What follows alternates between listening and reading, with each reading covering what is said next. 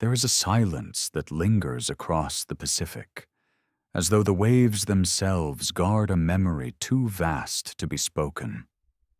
Some say beneath those endless waters once stretched a continent, older than any known to history, where the first light of human culture flickered into being. It has been given many names, but one endures above all: Mu. Was it a cradle of civilization, or only a shadow born of myth?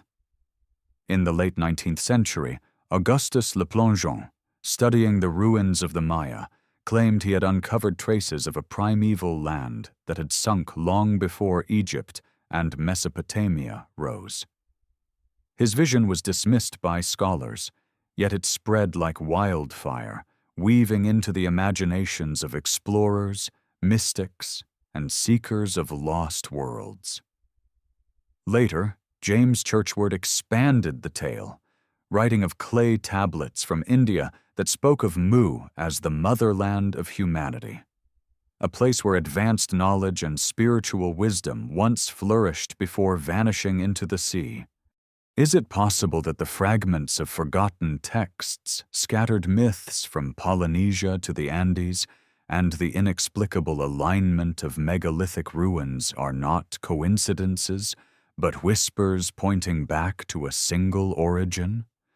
Or do we simply project our longing for beginnings onto the abyss of the unknown? The ocean keeps its secrets, but echoes rise, stories of fire, of flood, of a land that fell into darkness yet left its seed within all that followed. Perhaps history is not linear, but circular, spiraling back to a forgotten dawn. Perhaps Mu is not just a myth, but a mirror, reflecting humanity's desire to remember what it has lost. Tonight we open that mirror, not to solve, but to listen. Welcome to ARCHAEON. If you're drawn to stories like these, the ones that live in the shadows between what we see and what was made to disappear, feel free to like and subscribe only if it feels right, and let me know in the comments where are you watching from, and what time is it for you right now. I love seeing our little map of watchers light up around the world. It begins not with certainty, but with silence. Silence that presses in around ancient coastlines, silence that hangs over stone ruins whose builders have long since vanished. From this silence emerges a question. What if the myths of Mu are not only allegories, not only symbols of human longing, but faint memories of a real world that shaped the very first civilizations? To follow that question is to step into a labyrinth, one lined not with walls of stone, but with fragments, inscriptions, oral traditions, strange anomalies in geology and archaeology. Each fragment is incomplete, and yet together they hint at something more than coincidence, something that pulls at the edges of accepted history. The 19th century was a time when explorers, mystics, and scholars moved between worlds, between hard evidence and the dreamlike haze of interpretation. Augustus Le Plongeon, wandering the ruins of Chichen Itza and Uxmal, believed that the Mayan glyphs spoke of an ancient land to the west that had given rise to their culture. He read into the stones a story of an advanced race, displaced by cataclysm, seeding knowledge wherever survivors fled. Though his translations were later deemed flawed, one cannot ignore the persistence of the idea. Why did so many unrelated traditions speak of a land lost to the sea? Could all of these voices, Maya, Polynesian, Hindu, even Egyptian, be echoing the same primal story from different directions? James Churchward would later claim that Mu was the motherland, a vast continent in the Pacific, larger than Asia, home to a civilization of unimaginable antiquity. His account spoke of tablets from India, guarded by priests, telling of 64 million people who lived in harmony until earthquakes and volcanic eruptions swallowed their world in fire and water. It is easy to dismiss his numbers, his visions of palaces and shining temples, yet one must ask, what compelled him to dedicate decades to such a pursuit, if not some trace of resonance that drew him on? Dismissal is simple. Silence is easier still. But the human story has always been haunted by absences, by the shadows of civilizations erased by disaster. Consider the geologic scars that stretch across the Pacific Basin. Submerged ridges, seamounts rising like drowned mountain chains, vast plateaus hidden beneath thousands of meters of water. They are not continents in the strict geological sense, but they remind us how much of Earth's surface remains hidden, unexplored. Scientists have confirmed that sea levels have risen and fallen dramatically over the millennia, swallowing coastlines, erasing entire landscapes. Could there once have been habitable plateaus now resting in darkness beneath the waves? And if so, would not their memory linger, transformed into myth by those who watched the waters rise? The Polynesians carry songs of Hawaii, a homeland far away, swallowed by time. In Japan, there are tales of a land called Lemuria, though often conflated with Mu, said to have vanished beneath the ocean. Along the coasts of South America, stories of Viracocha, a teacher who came from the sea after a great flood, suggest that wisdom itself arrived from a place that no longer exists. How many separate traditions must whisper of a drowned homeland before we pause to wonder? Is it only human imagination, or something more like a genetic memory, encoded into myth and song, carried like driftwood across the tides of time? Orthodox archaeology insists there is no room for Mu. Continental drift, plate tectonics, and the solid bedrock of geology leave little space for a vanished Pacific continent. And yet, even as the science closes one door, the mysteries of human culture open another. How do we explain the startling alignments of megalithic sites across vast oceans, structures that appear to share astronomical precision, even symbolic motifs? How do we account for the similarities in flood myths, in the imagery of gods who bring fire and light, in the recurring theme of destruction followed by rebirth? Are these merely the universal dreams of humankind, or fragments of a shared history too old to be written? The story of Mu does not stand alone. It connects to Atlantis, to Lemuria, to Kumari Kandam whispered in Tamil traditions, to the drowned Doggerland beneath the North Sea.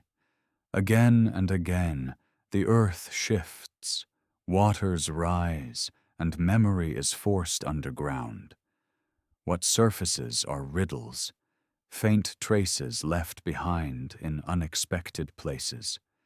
The Yonaguni Monument, off the coast of Japan, with its terraces and steps carved into submerged stone, provokes endless debate. Is it natural geology, or evidence of human hands shaping stone long before recorded history? The mainstream says chance and erosion. Others see intentional design. If such questions can persist in one location, how many others lie undiscovered, deep in the Pacific silence? There is also the matter of language. Churchward, however flawed, suggested that similarities between early scripts across continents could be traced to a single origin. Modern linguistics challenges this with complex data, yet the allure remains. Why do certain symbols, spirals, crosses, and suns reappear across cultures separated by thousands of miles and millennia? Are they archetypes of the human mind, or faint echoes of a mother civilization we dare not name? Even if Mu never existed in the form Churchward imagined, The persistence of the myth itself demands attention. Why has the world not let go of this story? Why does it keep returning, reshaped in every age, clothed in new language but bearing the same bones? It is tempting to believe in catastrophe, in fire and flood sweeping away the evidence of origins. But perhaps Mu exists not in the lost continent itself, but in the memory of something older than history, a symbolic homeland, an archetypal cradle. The danger lies not in asking the question, but in refusing to listen to what these myths are trying to reveal.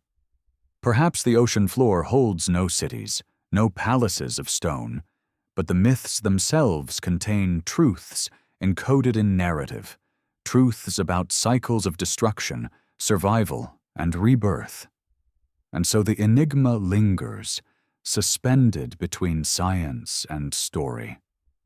On one side, geology stands firm, unmoved by the visions of lost continents. On the other, myth and memory stretch across cultures like strands of a hidden web. The tension between them is not an obstacle, but a mirror. It reveals how little is known, how vast the darkness remains. What if Mu is not to be found on maps or charts, but in the gaps of history itself, in the silences that archaeology cannot fill? Perhaps the question is not whether Mu existed, but why humanity keeps remembering it, why across oceans and centuries the same dream resurfaces. The Pacific, vast and inscrutable, continues to breathe its salt winds against every shore, carrying with it the taste of a story too old to measure. As the stars wheel above and the tides whisper against forgotten stones, one wonders, what else sleeps beneath the waves? What other worlds wait in the silence? What other names we have forgotten but still call to us in dreams? There are ruins that refuse to remain silent, ruins that breathe questions instead of answers. On scattered islands of the Pacific and along distant coasts, stones stand against time as though awaiting recognition, waiting for someone to understand what story they were meant to tell. Could these scattered fragments be the broken necklace of Mu, pieces of a continent once whole, now dispersed like beads across the oceans? Each site carries its own mystery, yet together they whisper of a design too vast to be chance. Easter Island, or Rapa Nui, rises like a riddle at the edge of the world. The Moai, those solemn faces carved from volcanic tuff, gaze inland with an expression both watchful and withdrawn. For centuries they stood buried to their shoulders, their bodies hidden beneath layers of soil, as if the island itself wished to keep them half forgotten. Mainstream archaeology explains them as ancestral guardians, carved by Polynesians using stone tools. But how did an isolated community, living with limited resources, move and raise statues weighing up to 80 tons? Oral traditions speak of mana, a spiritual force that allowed them to walk into place.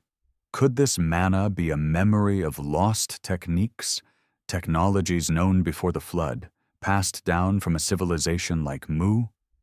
And if so, why do similar tales of giant stones walking into place emerge from cultures as distant as the Andes and the Levant?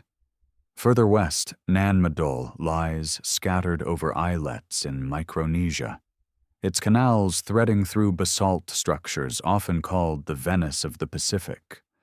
Built from massive prismatic stones, the site seems less like a city than the remnants of a dream. No one knows how its builders moved such weight across the ocean to pile them in geometric patterns.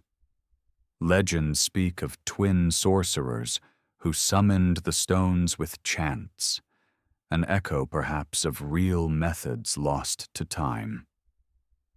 The place feels like a shadow of something larger, as if it were a survivor of catastrophe, or a fragment transplanted from elsewhere. A shard of Mu preserved in coral waters.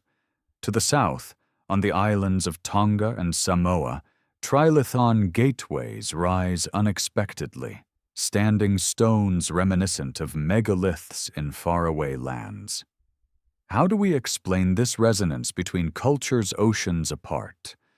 Were these simply parallel inventions born of necessity, or signs of an underlying inheritance from a common root? Patterns repeat like refrains in a forgotten song. Stones aligned to solstices, myths of ancestors from the sea, stories of cataclysm followed by rebirth. Again and again, these themes surface, as though scattered by a hand that wrote one history and then tore it apart, leaving fragments adrift. If Mu existed, its knowledge may not lie in maps, but in alignments, in the way cultures remember the stars. Polynesian navigators, without modern tools, charted the vast Pacific by the motions of constellations, reading swells and winds with a precision still astonishing. Where did such mastery begin? Did it arise in isolation? Or was it the inheritance of an older maritime culture whose heart now lies submerged? Scholars speak of oral traditions and long observation, and yet the scope of this skill suggests a lineage deeper than any single island could hold. It feels like the echo of an oceanic civilization, one that knew the sea as intimately as others knew the desert or the river. But the possibility of Mu also raises tension, for science resists what geology cannot confirm. Continents do not simply vanish. Tectonic plates move slowly, predictably, across deep time. Churchward's vision of a Pacific continent is seen as fanciful, unsupported. Yet not all loss must be continental. Vast coastlines were drowned at the end of the last ice age, when glaciers melted and seas rose more than 100 meters. Whole landscapes disappeared beneath water, and with them any memory of what stood upon them. Could Mu be not a continent, but a vast archipelago, a chain of lands large enough to cradle a culture, swallowed slowly by the encroaching sea? If so, might the ruins of Rapa Nui, Nan Madol, Tonga, and beyond be only the mountaintops of a forgotten world? Flood myths resurface here, undeniable in their persistence. From the Bible story of Noah to the Mesopotamian Gilgamesh, from the Hindu tales of Manu to the Hawaiian chants of Nu'u, cultures remember a deluge. Mainstream scholars interpret them as allegories of natural disasters, localized floods remembered as universal. Yet what if they are the collective memory of a global catastrophe, an event so profound it left its mark in every mythology? If Mu was lost in such a flood, then these myths are not symbolic. They are testimonies, retold in the only language available when writing had not yet emerged. Conflict arises because every myth also attracts its skeptics. Geologists point out that the Pacific Basin, with its subduction zones and volcanic arcs, cannot support the existence of a vanished continent. Historians remind us that Le Plongeon and Churchward worked without rigorous evidence, interpreting myths and symbols to fit their visions. And yet the paradox remains. Why do disparate cultures remember the same themes, the same destruction, the same pattern of fall and rebirth? To dismiss them all as coincidence is to ignore the stubborn rhythm of memory that refuses to die. The climax of this enigma lies not only in myth or ruin, but in the possibility that humanity itself has endured cycles of forgetting. Civilizations rise, and when catastrophe comes, whether through fire, water, or Earth's shifting crust. Only fragments survive. Survivors scatter, carrying seeds of memory, planting them in foreign soil where they bloom in distorted form. Could Mu be not a single place, but the archetype of every world humanity has lost, remembered under many names, refracted through countless voices?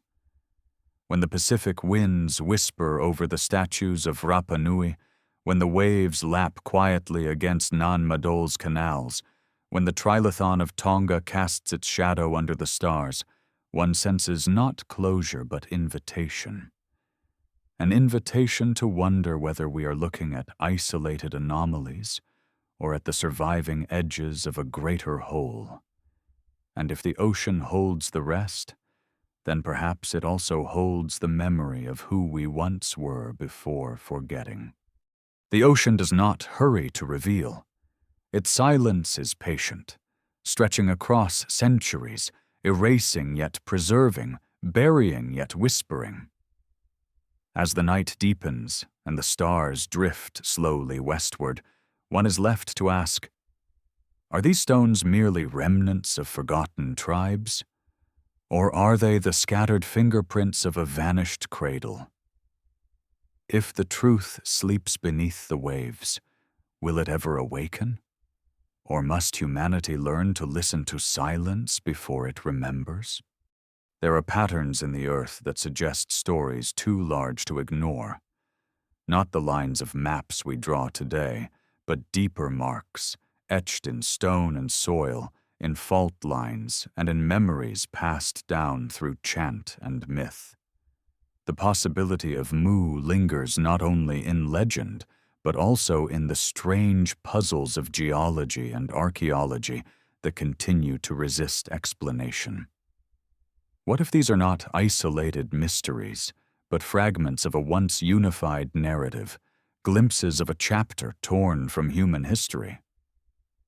In the early 20th century, James Churchward's vision of Mu became a sweeping tale. 64 million inhabitants, palaces rising in splendor, a society attuned to cosmic law. Modern science rejects his descriptions, but there remains an unsettling fact. Long before Churchward, traditions from Asia and Oceania spoke of lands lost to the sea. In southern India, Tamil stories remember Kumari Kandam, a vast landmass swallowed by the Indian Ocean, where poets and kings once flourished. In Japan, myths tell of a drowned kingdom called Ryugu-jo, a palace beneath the sea, whose splendor could never be returned. Even in Hawaii, chants recall lands that disappeared, leaving only distant islands as survivors. How many times can such memories recur before we begin to suspect a common origin? The Pacific itself is scarred by absences. Beneath the waves stretch features like the Ontong Java Plateau, the Shatsky Rise, the Hikurangi Plateau. Immense geological structures, the remnants of volcanic activity on a scale nearly unimaginable. They are not continents in the traditional sense, yet they remind us of the instability of Earth's surface, of how entire regions can be reshaped, submerged, erased. Some scientists suggest that these massive formations hint at ancient superplumes, eruptions that transformed the Pacific Basin millions of years ago. Could memory of such upheavals have survived, compressed into myth, carried forward until it became the tale of a continent drowned in fire and water? Stone carries silence, but also stubborn persistence. At Tiahuanaco in Bolivia, the ruins rise 13,000 feet above sea level, as though the ocean never touched them. Yet myths there also speak of Viracocha, a teacher from across the sea who appeared after a flood to restore order. The precision of Tiahuanaco's stonework, the astronomical alignments of its structures, and the mystery of its age, possibly far older than conventional timelines suggest, all draw the imagination toward an origin more ancient than accepted history allows. Was Mu a homeland remembered by those who later built these highland cities, carried in story long after the physical land had vanished? There are also linguistic threads that seem to bind these distant regions.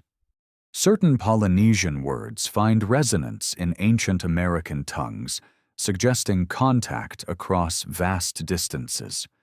Genetic studies reveal traces of shared ancestry between Polynesian islanders and South American peoples, pointing to voyages long before European contact.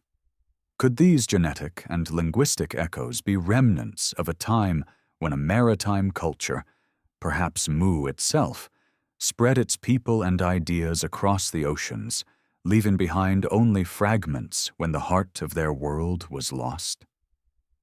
Yet the resistance of science remains firm. Geologists argue that there is no missing continent in the Pacific, no landmass that could have vanished within the span of human memory. Archaeologists remind us that oral traditions evolve, that flood myths can be symbolic, that alignments in stone can arise from coincidence. The more skeptical voices insist that Mu is nothing more than a projection, a romantic invention of the 19th century, born from mistranslation and desire. And still, the myth refuses to die. Why does humanity keep circling back to this possibility? Why does the image of a drowned cradle remain so haunting that it resurfaces in every age? Perhaps the answer lies in the cycle of catastrophe itself. 12,000 years ago, as the Ice Age ended, glaciers melted and seas rose more than 100 meters. Coastlines were redrawn. Fertile plains vanished. Places where people once lived are now hidden beneath the sea. Archaeologists have discovered submerged settlements off the coast of India, near Dwarka, and beneath the waters of the Mediterranean. Doggerland, once connecting Britain to Europe, now lies beneath the North Sea. These are not myths. They are measurable, visible, undeniable. If so much land could be lost in so short a time, is it truly impossible that larger lands, archipelagos, even great plateaus, might also have disappeared, leaving only whispers behind? The question deepens when we consider the recurring motif of light. In so many myths linked to lost homelands, there appears a figure who carries knowledge: Viracocha in the Andes, Quetzalcoatl in Mesoamerica, Oannes in Mesopotamia, Tangaroa in Polynesia. They arrive from the sea after destruction, bringing law, agriculture, astronomy, architecture. Are these separate inventions, or fragments of a single story, told differently as it spread outward from a drowned source? If these bearers of light were survivors of Mu, then the myth is not one of loss alone, but of continuity, the persistence of memory carried into every new world. Conflict arises because such suggestions unsettle the foundations of history. If Mu existed, it demands that we rethink the very timeline of civilization, that we accept the possibility of advanced cultures long before Mesopotamia or Egypt. This challenges the linear model of progress, the neat ascent from hunter-gatherer to farmer to city builder. It suggests that knowledge may have risen, fallen, and been reborn many times. That humanity's story is not a ladder, but a wheel, turning through cycles of creation and destruction. For some, this is too destabilizing, too disruptive to the order we prefer to impose on the past. And yet, beneath the resistance, there remains an unease. Why, when scholars dismiss Mu, does the ocean keep yielding new mysteries? Why do unexplained structures, anomalous artifacts, and submerged ruins continue to emerge, pressing against the boundaries of accepted chronology. The climax of the story may not be a single revelation, but the gradual realization that the past is more complex than we are taught to believe, that absence itself can be evidence when it is too consistent, too insistent, to ignore. As night falls over the Pacific, one imagines the stars reflected on the dark surface of the waves, forming constellations above and below, as though sky and sea were mirrors. Somewhere in that reflection may lie the truth of Mu, whether as a physical land, a symbolic archetype, or a memory embedded in the collective human spirit. The ocean will not answer, not yet. But its silence is not empty. It is full of echoes, waiting for us to listen differently. If the earth has erased whole continents before, if seas have swallowed valleys and mountains, then perhaps the question is not whether Mu was real, but whether we are willing to see its reflection in every fragment, every myth, every ruin that refuses to fade. And if we allow ourselves to listen, to feel the rhythm of these echoes across time, we may discover that the story of Mu is not behind us, but within us, woven into the cycles of memory that guide all civilizations. There is a weight to water, not only in its physical pressure, but in its power to bury memory. Oceans cover nearly 3/4 of the earth, and yet most of their depths remain unseen, unmeasured, untouched. When we speak of Mu, we are speaking of what might sleep beneath those depths, in darkness where sunlight cannot reach but memory persists in myth. The Pacific is vast enough to hold more than a continent's worth of secrets, and yet it offers us only fragments, hints scattered like shells along the shoreline of history. One of the most compelling fragments is found off the coast of Japan, near Yonaguni. There, beneath the water, lies a massive stone formation with terraces, steps, and angular structures that seem too deliberate to be the work of erosion alone. Divers who have explored the site describe pillars, walls, even the outline of a pyramid. Some geologists argue it is natural, shaped by currents and tectonic fractures. Others insist it shows the marks of human hands, a city drowned perhaps 12,000 years ago.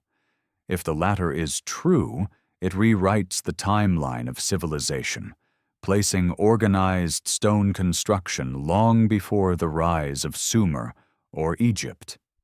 The argument itself echoes the broader conflict around Mu. Science offering caution, myth offering possibility, both staring into the same abyss, yet refusing to agree on what they see. The waters off India reveal similar mysteries.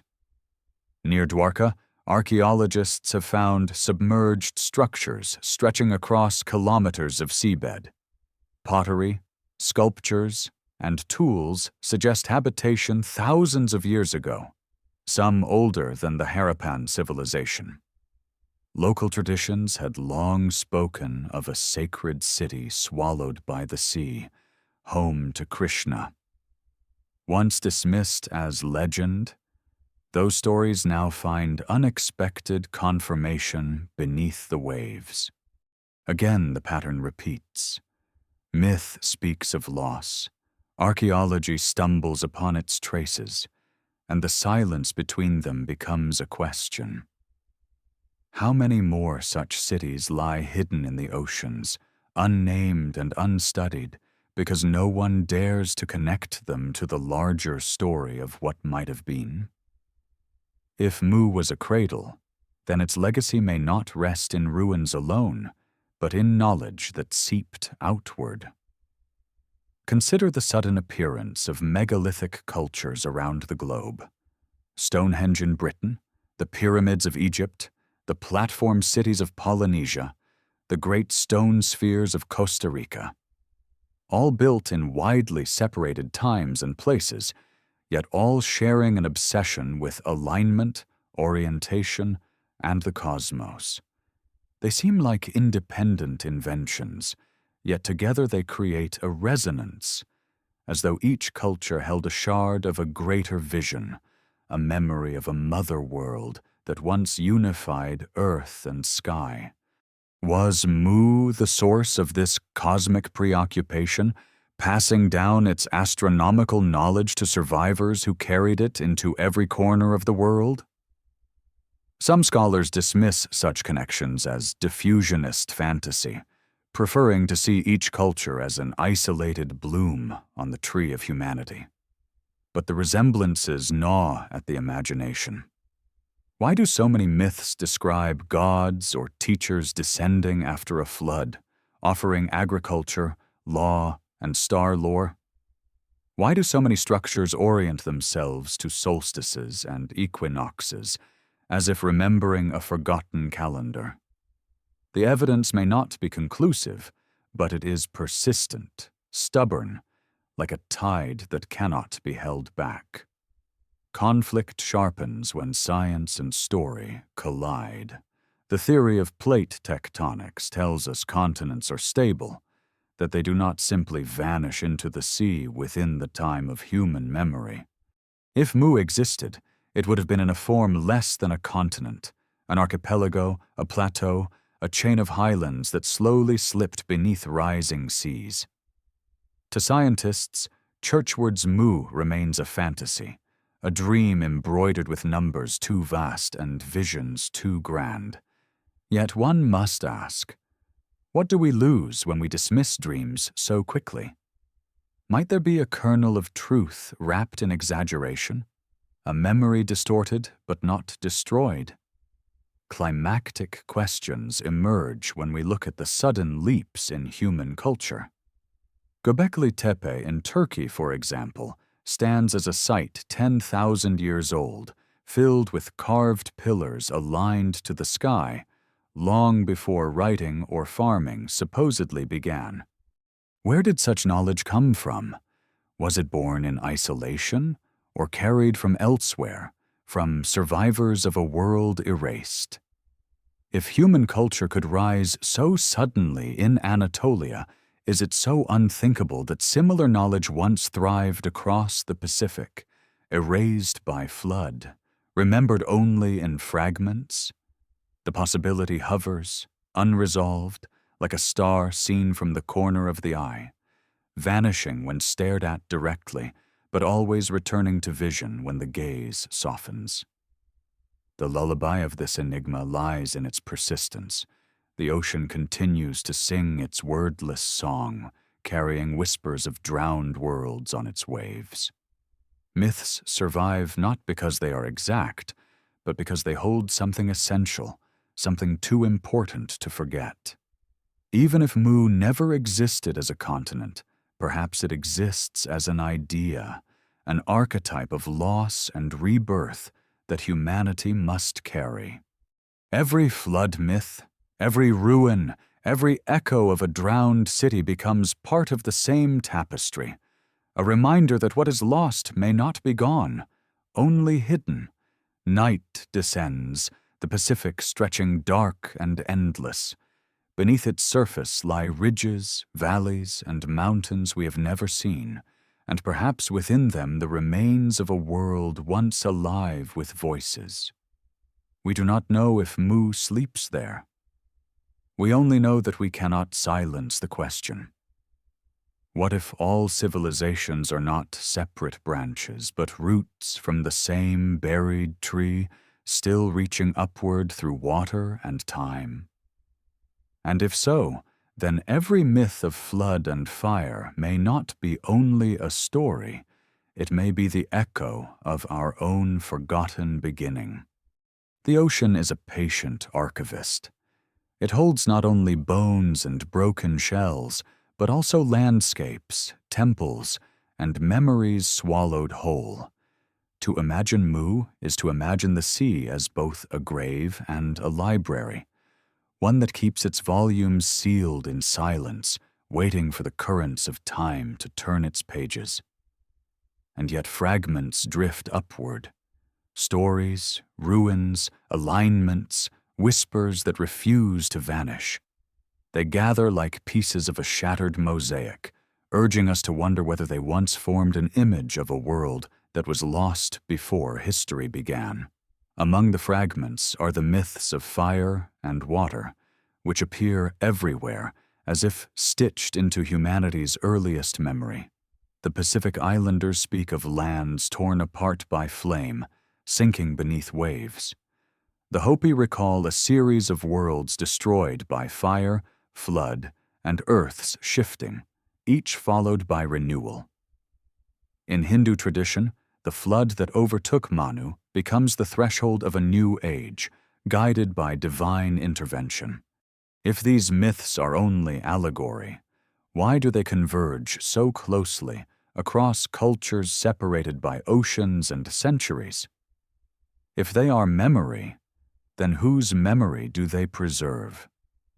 Could these shared tales be the ghost light of Mu, carried in song and story after its body sank into darkness? Archaeological anomalies seem to resonate with these myths. In Peru, the stones of Sacsayhuaman fit together with such precision that even a blade of grass cannot slip between them, as though they were shaped by methods we no longer understand.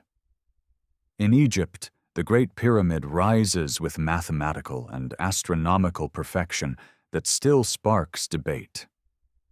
On the islands of Polynesia, platforms of coral and basalt align with celestial points, reflecting a mastery of sky and stone. None of these structures prove Mu, yet together they suggest that ancient knowledge traveled far, leaving behind echoes in stone. Did survivors of a cataclysmic event spread across the world, bringing fragments of Mu's wisdom with them, planting seeds that later blossomed into the civilizations we now call the First? The idea unsettles mainstream history, which insists on linear progress. But the sudden appearance of advanced skills, navigation, astronomy, architecture, suggests something less like invention and more like inheritance. Göbekli Tepe in Anatolia, more than 11,000 years old, appeared fully formed, its pillars carved with animals and aligned to celestial events. Who carried such knowledge into a time when humanity was thought to live only as nomadic gatherers? Was it a spark reignited after long darkness? Or was it a flame carried from a world that had already burned? If the latter, then perhaps Mu was not only a continent, but a crucible, where humanity's first great experiment in culture and order flourished before being drowned. Conflict arises when myth meets geology. Science tells us the Pacific Basin cannot hide a continent lost within human time. Continents fracture and shift over millions of years, not vanish in an age when human eyes could witness it. Yet seas have risen more than 100 meters since the last ice age, and the shorelines of that ancient world now lie far beneath the waves. Entire landscapes disappeared, fertile plains, river valleys, coastal cities. Is it so unthinkable that a network of islands and plateaus large enough to cradle a culture might also have been swallowed, leaving behind only the highest peaks as today's scattered islands? The orthodox view may dismiss Mu as invention, but the persistence of these questions suggests that absence itself is evidence, that silence too loud, too consistent, cannot be ignored. Climax comes when one begins to see the pattern not as isolated mysteries, but as a network, a web connecting myths and ruins across continents. Viracocha in the Andes, Quetzalcoatl in Mesoamerica, Oannes in Mesopotamia, Tangaroa in Polynesia, figures who emerge from the sea after destruction, carrying knowledge. flood myths that appear not in one culture, but in nearly all, megaliths aligned to solstices across the globe, genetic traces linking Polynesia and South America before recorded history, language echoes across oceans, symbols repeating like refrains. Is this web coincidence? Or is it the faint outline of Mu, sketched not in stone or map, but in memory itself? Still, skepticism must be acknowledged. Churchward's numbers, 64 million inhabitants, temples of radiant stone, a continent spanning thousands of miles, seem less like history than myth-making. Geology's refusal to admit a vanished continent stands as a wall.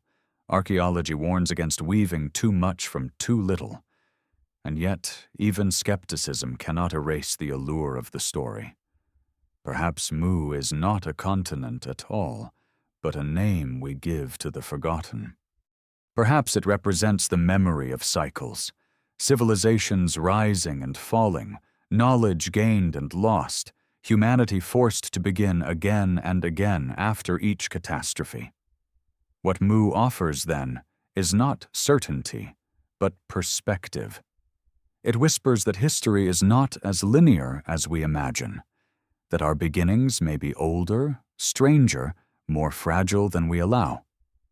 It invites us to consider that loss itself is a teacher, that the myths of flood and fire are less about destruction than about renewal. They remind us that nothing is permanent, not even continents, and that what vanishes may still live in story, in stone, in the unbroken silence of the sea. As the night deepens, one can imagine the Pacific stretching outward, endless and dark, holding within its depths both ruin and memory. The waves crash softly on unseen shores, as if rehearsing the stories we have forgotten. We cannot yet know whether Mu existed as Churchward described, but the question itself is enough to unsettle. What if beneath the waters there truly sleeps the first cradle, waiting for us to remember not through proof, but through listening? And if so, what would it mean to awaken? There are silences within history that feel deliberate, as though something once known has been carefully folded away, leaving behind only faint creases in the memory of humanity. Mu belongs to this realm of absence, a place never charted on maps, yet endlessly present in whispers and ruins. It is as if the very idea of Mu hovers between worlds, too real to dismiss, too fragile to prove.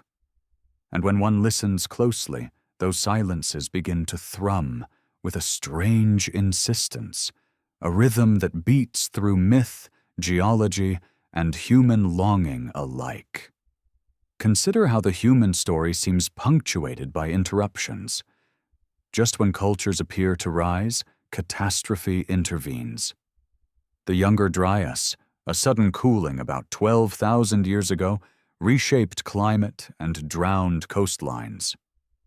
The Black Sea flood theory suggests another deluge, swallowing villages and inspiring the echoes later woven into myth. Volcanic eruptions such as Santorini's destroyed flourishing societies overnight.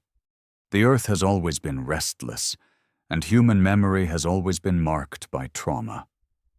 Could Mu be the collective shadow of these events, not one lost land, but many, distilled into the image of a single drowned cradle? Or is it possible that Mu was indeed a specific place, erased by exactly such violence, leaving survivors scattered across the world? The Pacific itself seems to bear witness. Chains of islands stretch like bones of something larger: Hawaii, Micronesia, Polynesia, each archipelago echoing the possibility of higher lands now submerged. Legends on these islands converge, stories of ancestors arriving from faraway homelands, lands that no longer exist.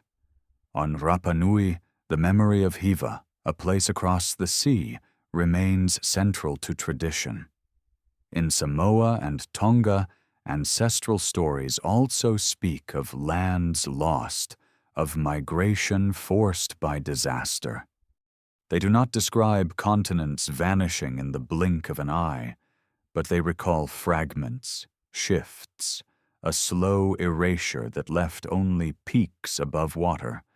Are these simply tales of voyaging, or are they faint recollections of Mu, remembered in myth after geography was rewritten by the sea?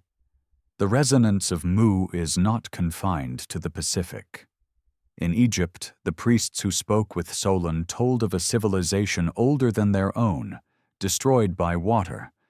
In India, texts describe lands that fell into the ocean, taking entire dynasties with them. Across the Mediterranean, from Sumer to Greece, flood stories repeat, each claiming to be the true origin. What if all are correct in their own way, each one a shard of the same broken mirror? The mirror reflects not only destruction, but also continuity, for survivors carry seeds of knowledge into the new worlds they inhabit. This is perhaps the most haunting possibility, that humanity does not rise from ignorance alone, but from memory, from fragments of wisdom salvaged out of fire and water. Conflict emerges when these echoes are held against the structures of science. Geologists insist that the Pacific Basin is too old, too deep, its floor too ancient for a continent to have vanished within human time. They remind us that continental crust cannot simply dissolve into oceanic crust. Archaeologists warn against imposing grand narratives on disparate ruins, and yet, even as they close the door, new anomalies press against the frame. Submerged terraces off Cuba, structures off the coast of Okinawa, and unexplained stonework in Lake Titicaca all raise questions too awkward to silence.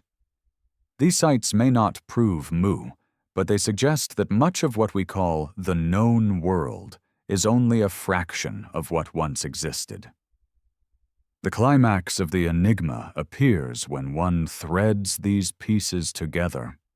Imagine a cycle in which humanity reaches for the stars, builds monuments aligned with the heavens, develops a cosmology that binds earth and sky, and then loses it all in a single convulsion of the planet. Survivors scatter, telling stories of a homeland drowned, encoding fragments of lost knowledge into myths, rituals, and alignments. The flood becomes both wound and compass, guiding generations that follow. Mu, in this sense, is not only a lost land, but a rhythm in the human condition, an archetype of memory and amnesia. Perhaps this explains why the story of Mu refuses to die. It resonates not because it offers proof, but because it touches something buried in the collective unconscious. It speaks to the fragility of human achievement, the vulnerability of culture before the vast forces of earth and sea. It reminds us that what is built can be erased, that what is remembered may be distorted, but also that nothing vanishes entirely. Fragments persist, in song, in stone, in the restless questions that echo through time. As the night deepens, the Pacific breathes quietly, its waves moving in endless rhythm. The stars above mirror the lights imagined to have shone once in Mu's temples, casting reflections into waters that now hold only silence. And one wonders, what if every flood myth is not merely a story but a memory? What if every stone aligned to the heavens is not simply ingenuity, but inheritance? What if beneath the ocean, beyond the reach of sunlight, the bones of Mu still wait? Not to be discovered in certainty, but to remind us that nothing we know is as fixed as we believe.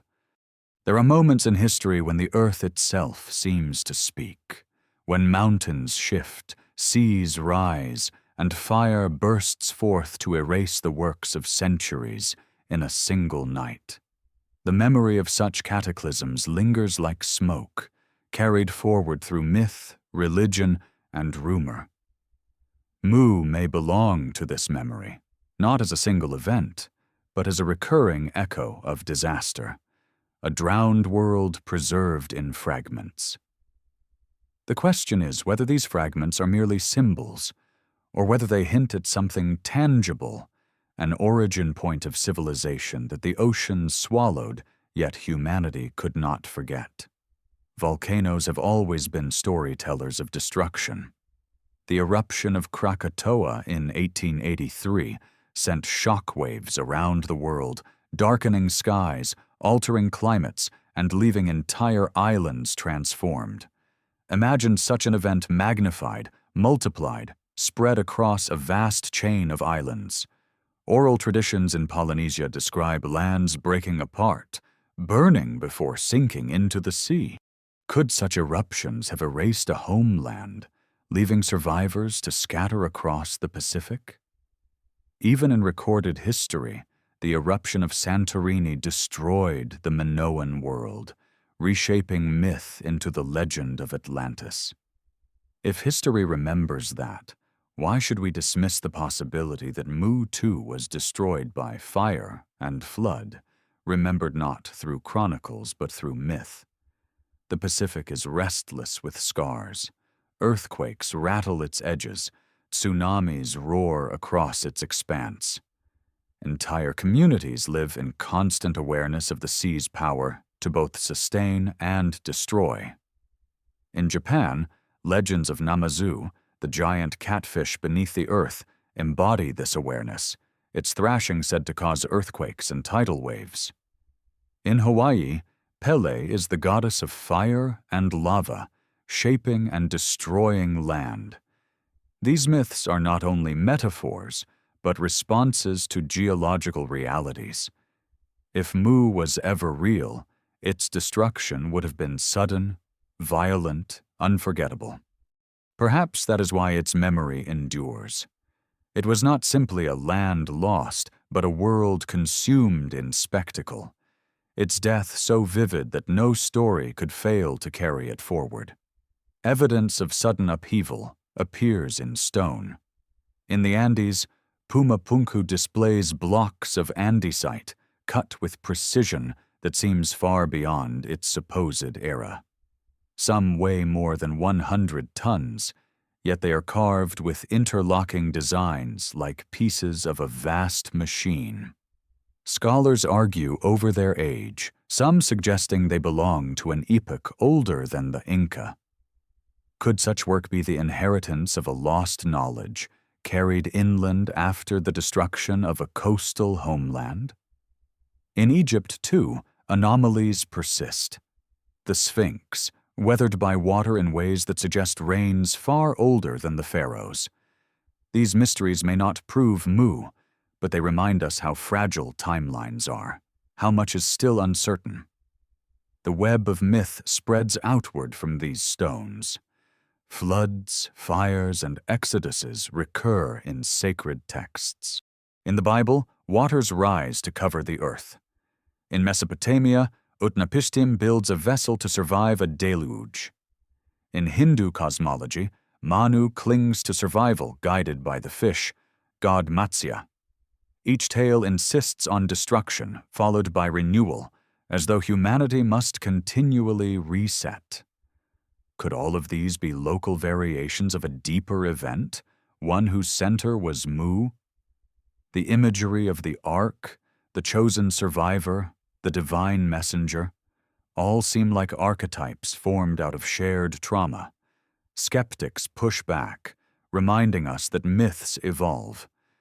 Floods are common, and it is natural that cultures would personify them in story. They argue that to link them all to a single event is to oversimplify, to impose order where none exists. Yet the persistence of detail is difficult to ignore. Why do so many myths link survival with knowledge, law, agriculture, astronomy, emerging after the catastrophe? Why do so many describe teachers arriving from the sea, guiding humanity into a new age. These patterns suggest more than mere survival. They suggest continuity, as though something older was carried forward intentionally. At the climax of this speculation stands the possibility that civilization is not a straight ascent, but a cycle. Mu becomes not only a place, but a symbol of this cycle. Creation, flourishing, destruction, and rebirth. Each cycle leaves fragments, ruins, myths, alignments that later cultures interpret without fully understanding.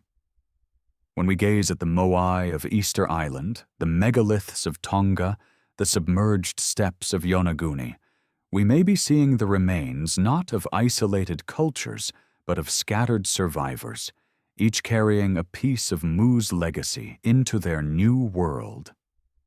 To think of Mu this way is to confront both awe and fragility.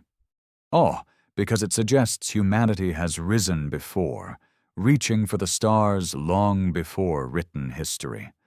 Fragility, because it reminds us how easily that reaching can be undone, how quickly fire, flood, or earth's trembling can erase centuries. Perhaps this is why the myth of Mu lingers so powerfully. It is not only about what was lost, but about what could be lost again. As the Pacific sighs beneath the moon, one imagines the drowned ridges and hidden valleys that lie beneath its waves. Perhaps they are only geology, stone shaped by pressure and time, or perhaps they are the bones of a forgotten cradle, waiting in silence. The ocean will not tell us, not yet. It leaves us with only questions. Was Mu a land or a memory, a fact or a metaphor? Or is it both? A real place transformed into archetype, preserved in myth so that we would not forget the fragility of all beginnings. There are ruins that seem to wait for recognition, as though they are not simply stone, but questions solidified, waiting to be asked. Mu often enters the imagination through such ruins, anomalies that resist neat explanation, places that seem out of time. They are scattered like islands in the ocean of history, separated by geography but joined by a shared aura of enigma. When seen together, they suggest the outline of something larger, something that may have once been whole before it fractured. One such place lies in Micronesia. Nan Madol, a labyrinth of canals and basalt walls spread across nearly 100 islets. To walk among its crumbling passages is to feel both awe and disquiet. The basalt prisms, some weighing multiple tons, were transported and stacked with a precision that baffles explanation, given the absence of wheeled transport or metal tools. Legends say the site was built by twin sorcerers who commanded the stones with magic, echoing similar stories elsewhere in the world where myth remembers forgotten techniques. Some archaeologists suggest the stones were floated, others argue for ramps and livers, but none can explain why such a vast and complex site arose in a remote corner of the Pacific. If Mu existed, could Nan Madol be one of its last outposts, a remnant carried forward before the waters rose? Across the ocean, in the Andes, Lake Titicaca holds its own riddle. Beneath its waters, ruins rest quietly, hinting at settlements that predate the Inca by centuries, perhaps millennia. The myths of the region speak of Viracocha emerging from the lake after a flood, bringing order and knowledge to a shattered world.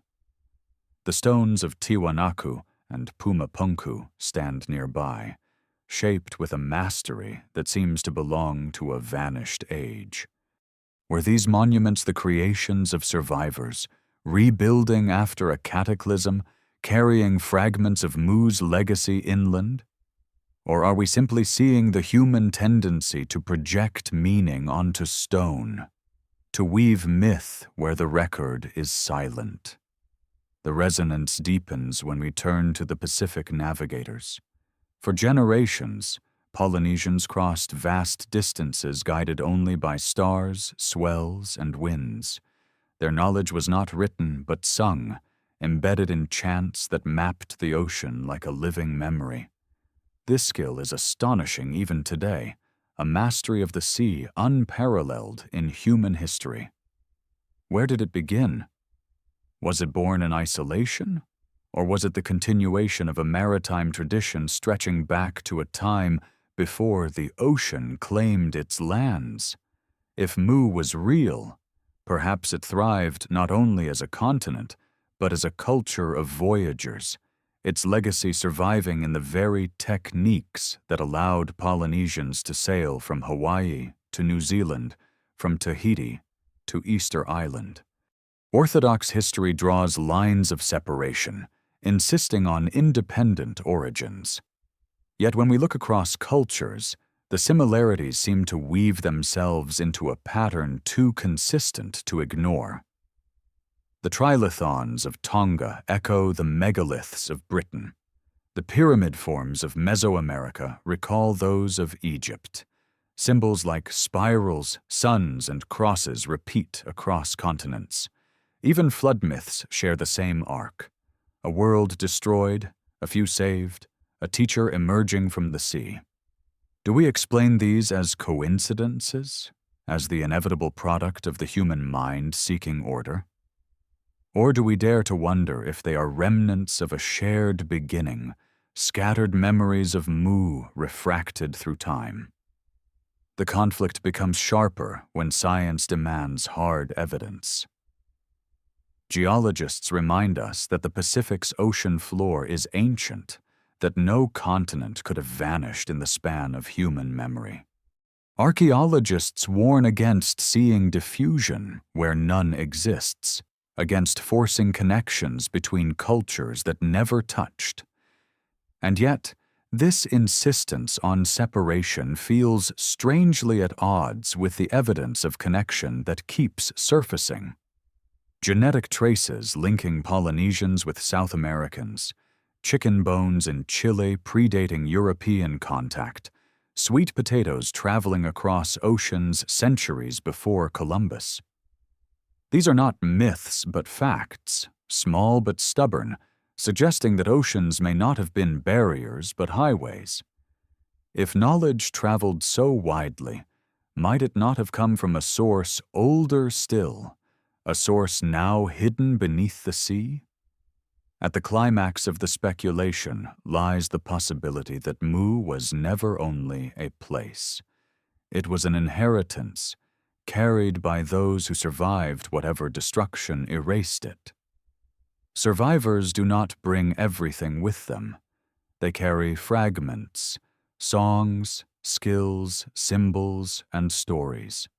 Over time, these fragments blend with new soils, creating new cultures. Perhaps this explains why we find echoes of Mu everywhere but never its body. It does not lie whole in any one place, but scattered, embedded in the DNA of civilizations. Mu may not exist in ruins to be uncovered, but in the strange persistence of ideas. Stonework that defies tools, myths that echo across oceans, calendars that align with the stars. The lull of this mystery is not only in its magnitude, but in its intimacy. To wonder about Mu is to wonder about the fragility of memory itself. How much do we forget each time disaster comes? How many worlds have we lost without even realizing? If Mu was real, then history is not the tale of steady ascent we imagine, but a story of cycles, beginnings, erasures, renewals. If Mu was only myth, then why does the myth resonate so strongly across so many voices? Perhaps because at some level we all carry the knowledge that nothing endures, that the ocean can swallow in a single night what took centuries to build. The Pacific lies dark and vast, its horizon stretching beyond sight. Somewhere beneath its surface, in valleys unseen, may rest stones no diver has yet touched. Or perhaps Mu sleeps only in memory, kept alive not by ruins but by the stubbornness of myth. And so we are left with questions rather than answers. Was Mu a land of temples and shining cities, or only the archetype of all that has been lost? Do we search for it beneath the sea, or within ourselves, in the stories we cannot stop telling? The ocean offers no reply.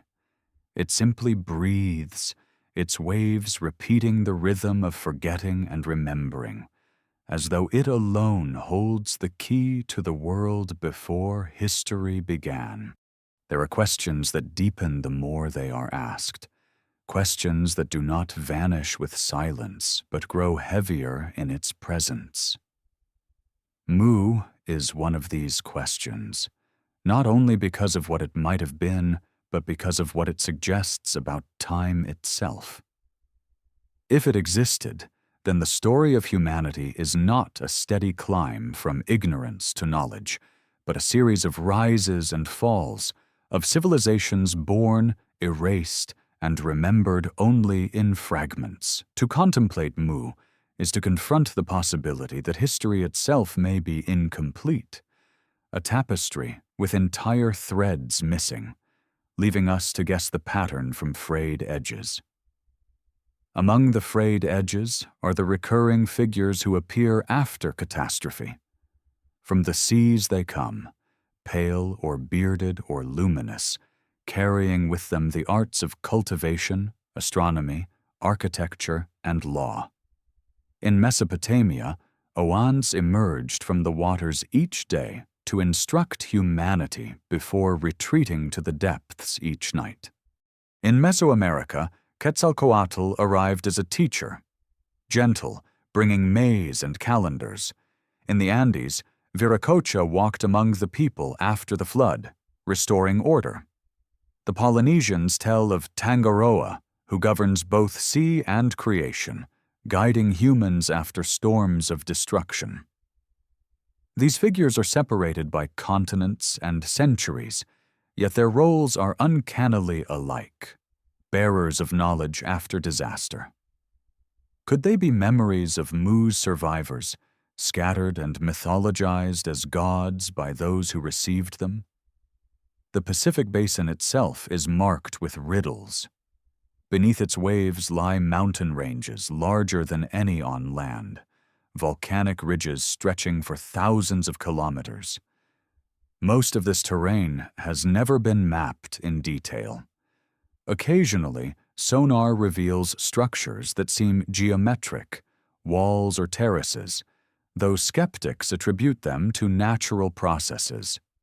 Yet the ocean floor is vast, and the known is still dwarfed by the unknown.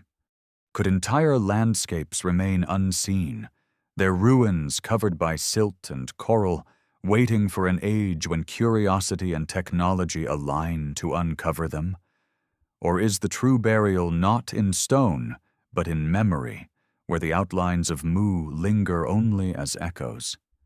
The myths of Asia add their voices to the chorus. In the Indian Ocean, Tamil tradition speaks of Kumari Kandam, a land of poets and sages submerged by rising seas. In Buddhist cosmology, cycles of destruction and rebirth define the world, each age ending with fire or flood. In Japan, there are tales of Ryugu-jo, the palace beneath the sea, inaccessible to the living. Each story carries the rhythm of erasure, as though humanity's imagination has always known that lands can vanish, that waters are never permanent boundaries. Do these myths merely reflect local disasters, or are they refracted memories of a greater event, the fall of Mu seen from different shores? Conflict sharpens when science enters the debate. Geology insists that the Pacific could not have hosted a continent within human time. The mechanics of plate tectonics do not allow such vanishing. Archaeology demands artifacts, datable remains, context in the soil, and yet, even in their insistence, small cracks appear. Flooded ruins off the coasts of India, Japan, and the Caribbean reveal that human habitation once thrived in places now underwater. These are not myths, but physical evidence of forgotten geographies. If so much has already been found in shallow waters, what might remain in deeper silence? The boundary between myth and history seems less like a wall and more like a shoreline, where waves constantly blur the line. The climax of the enigma emerges when we consider how abruptly civilization seems to appear.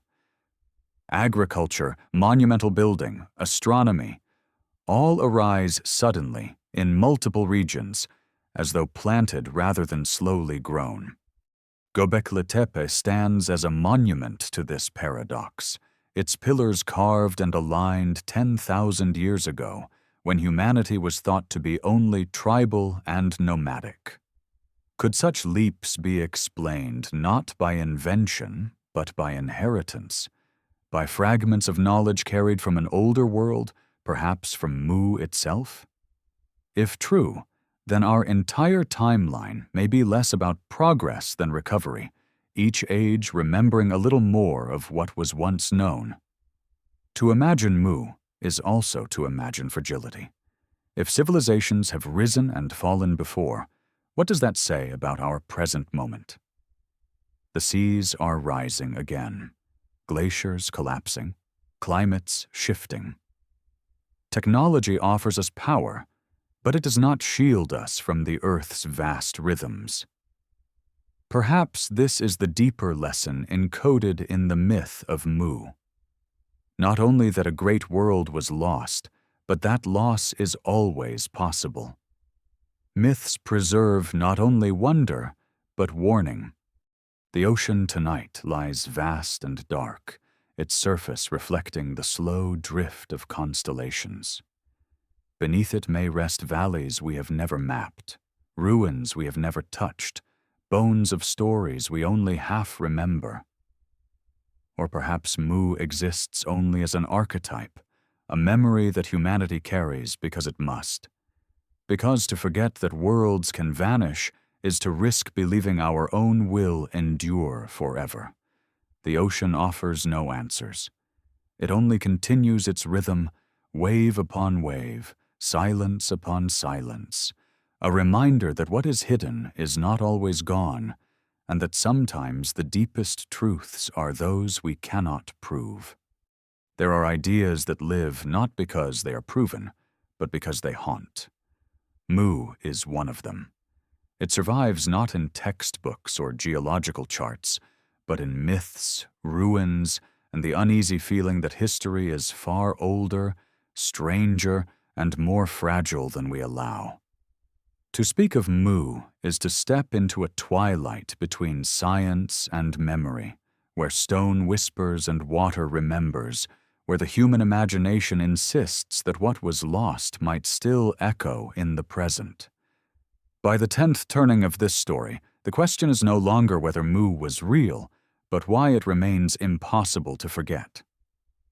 Everywhere, myths insist on cycles. Civilizations rise, flourish, collapse, and from the ashes something new emerges. The Hindus call it yugas, ages of creation and destruction. The Greeks spoke of successive ages of gold, silver, bronze, and iron, each descending into decay before renewal. The Maya counted time in baktuns, cycles that ended in fire and flood.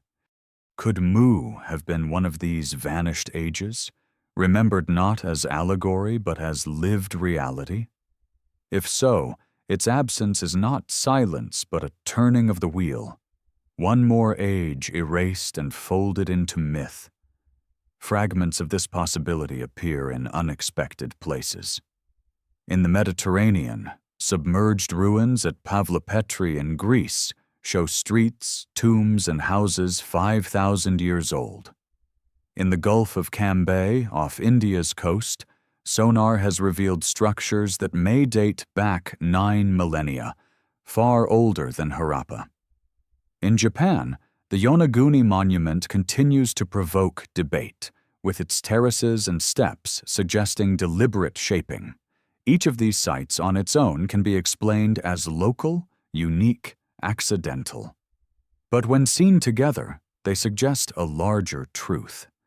Humanity has built and lost worlds before, and the ocean has swallowed much of what we once knew. If so, might Mu have been the greatest of these worlds, remembered as the motherland from which all others descended? The skeptics remind us that Churchward's vision of Mu was embroidered, his numbers exaggerated, his sources unverifiable. They argue that to believe in Mu is to chase shadows, to prefer romance over reason. And yet, even as they dismiss it, the myth persists. Why? Perhaps because it answers something unspoken, the intuition that humanity did not stumble blindly into civilization, that knowledge did not arise fully formed from nothing. We sense continuity where history shows rupture, and we seek a source, a cradle that explains the sudden flowering of astronomy, agriculture, and architecture across the globe. Mu offers that explanation, not as fact, but as dream. Dreams, however, are not without weight. Jung wrote of archetypes, patterns embedded in the collective unconscious, resurfacing in myth and symbol across cultures. Could Mu be such an archetype, the memory of lost beginnings that recurs again and again? If so, then even if no continent ever sank beneath the Pacific, Mu exists in us, shaping the way we imagine the past. It becomes the archetype of the lost homeland, the paradise drowned, the golden age undone. And in its echo, it teaches us something about the fragility of our own world. The climax of Mu's enigma emerges when we confront our own moment. Rising seas now threaten coastlines across the earth. Cities gleam with lights, but they too are vulnerable. Ice melts, storms intensify, tectonic plates shift. The same forces that may have erased Mu continue their rhythm, indifferent to us. If Mu was a warning, it has not lost its voice. What was lost before can be lost again. Perhaps this is why the myth endures, because it is not only about the past, but about the present, about what we risk forgetting in our own hubris. And yet, there is also something tender in the persistence of the story. To imagine Mu is to imagine ancestors who looked at the stars as we do, who built, loved, and dreamed before the waters came. It is to imagine continuity, a thread that binds us across ages. Perhaps Mu's greatest gift is not certainty, but humility, the reminder that we are part of cycles larger than our memory, that we too stand on fragile ground. The ocean tonight stretches vast and dark, holding its silence with infinite patience. Beneath it may lie ridges that once were islands, valleys that once held temples, stones carved by hands long forgotten. Or perhaps Mu exists only in myth, a name for the ache of remembering what we have lost. Either way, the effect is the same. It unsettles, it humbles, it whispers. For whether or not Mu was real, its story reminds us that all worlds are impermanent, and that beneath every certainty lies an ocean of silence.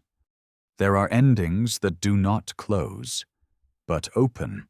Mu belongs to this kind of ending, not a conclusion, but a horizon, a silence at the edge of knowing. For more than a century, the story of Mu has haunted explorers, mystics, scholars, and dreamers alike, pulling them toward the Pacific as if the ocean itself were a mirror of memory. And even now, when science insists that no such continent ever existed, the myth remains, as if it were too deeply woven into humanity's imagination to be erased.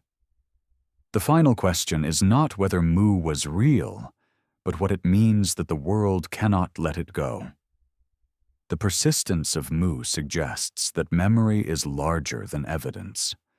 Across cultures we find the same rhythm: lands drowned, civilizations undone, teachers arriving from the sea to restore knowledge.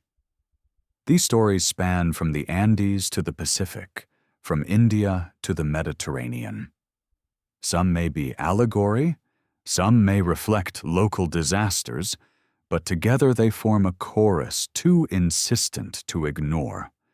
When so many voices across time and space sing of the same pattern, do we not owe it to ourselves to listen, even if we cannot prove? Consider how the human story is built on forgetting. Each flood, each fire, each quake erases, and yet fragments remain, ruins half buried, myths reshaped, skills transmitted in distorted form. Mu may be nothing more than the name we give to all that was lost, to the continuity we sense beneath the fractures of history. Or it may have been a real place, a motherland drowned in the Pacific, its survivors scattering knowledge like seeds. In either case, the lesson is the same. What is fragile can vanish, what is forgotten can still leave an imprint, and what seems myth may hold truth in disguise. Science demands caution, and rightly so. Plate tectonics does not allow a continent to vanish in human time. Archaeology requires artifacts, stratigraphy, datable remains. Mu offers none of these with certainty, and yet science too has its silences. Only a fraction of the ocean floor has been explored. Entire coastlines from the Ice Age remain drowned, unstudied. Even now, discoveries of submerged settlements in India, Japan, and the Mediterranean remind us that much of human history lies underwater. The absence of proof is not proof of absence. Between what is denied and what is remembered lies the realm where Mu persists. The climax of this long reflection is not revelation, but recognition. Mu endures not because we can prove it, but because it reflects something essential about us. We are a species that longs for origins, that feels the pull of beginnings even when they are beyond reach. Mu gives shape to that longing.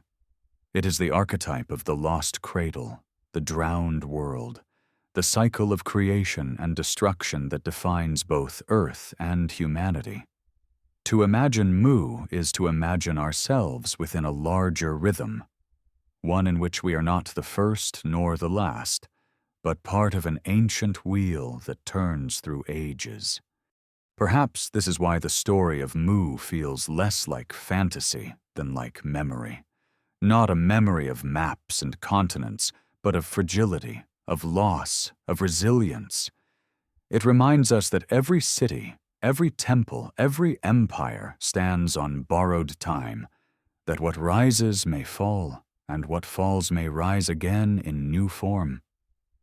The myth survives because it tells us something we already know, that we are not as permanent as we pretend, and that the sea has always been both womb and grave. The lull of this mystery is gentle, almost tender. To think of Mu is to think of ancestors whose names are forgotten, whose voices are lost, but whose memory lingers in the stones we puzzle over and the myths we retell. It is to sense a kinship across thousands of years, a reminder that we too are fragile, but also part of a continuity larger than any single age. Whether Mu was real or not, it is part of us now, a story we cannot release because it reflects truths we must not forget. The Pacific tonight lies vast and endless, stars mirrored in its surface like a second sky. Somewhere beneath those waters may lie valleys that once were home, or perhaps only silence holding the weight of human longing. Either way, Mu endures, not as a continent to be found, but as a question we cannot stop asking. And perhaps that is enough. For sometimes the deepest truths are not those we answer, but those we continue to carry, like a tide that never ceases, like a dream that never fades.